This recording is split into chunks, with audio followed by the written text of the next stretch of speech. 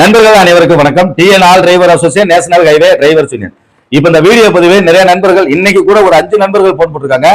என்ன போன் அப்படின்னு கேட்டா, இந்த ரோட்ல இருக்கிற வேகத்தடை, அதாவது வேகத்தடை இல்லாம இந்த வெள்ளை கலர்லயே ரொம்ப தடிமனமான ஒரு 5-6 வேகத்தடைகள் சேர்ந்தாப்புல போட்டிருப்பாங்க இல்லையா, அதனால வர்ற பிரச்சனைகளை பத்தி ஒரு வீடியோ போடுங்கண்ணா, இதுக்காக ஒரு நடவடிக்கை எடுங்க அப்படின்றது கேட்டிருக்காங்க. இப்ப இந்த அந்த ட்ரிபிள்ஸ் அப்படின்னு சொல்லுவாங்க, அதுக்கு அந்த வேகத்தடையினுடைய பேரு ஒரு 10 வேகத்தடை சேர்ந்தாப்புல இருக்கும் வெள்ளை கலர்ல.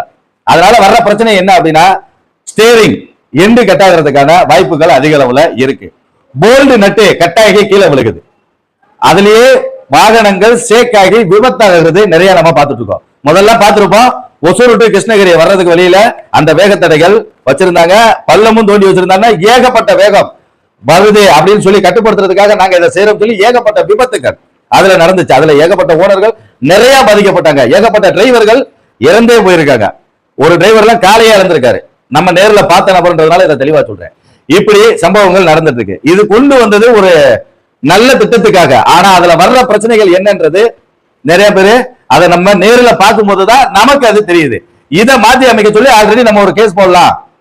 இதை தேசிய நெடுஞ்சாலை ஹைவே டிபார்ட்மெண்ட்டுக்கு இதை நினைவுபடுத்தலாம். இதனால வர்ற பிரச்சனைகள் இவ்வளவு இருக்கு அப்படின்றத அவங்களுக்கு நம்ம தெரியப்படுத்துவோம் அப்படின்னு சொல்லி ஒரு முடிவு பண்ணிருக்கோம். இப்ப இந்த வேகத்தடையினால் பாதிக்கப்பட்ட நபர்கள், உங்க வண்டிகள்ல நடந்த பிரச்சனைகள், அது அந்த வண்டி கட்டானது, இந்த மாதிரியான வீடியோ ப்ரூஃப் நீங்க எடுத்து நம்ம சங்கத்துக்கு அனுப்பிச்சு விட்டீங்க அப்படின்னா, இதை வச்சு நம்ம ஒரு கேஸாவும் போடலாம்.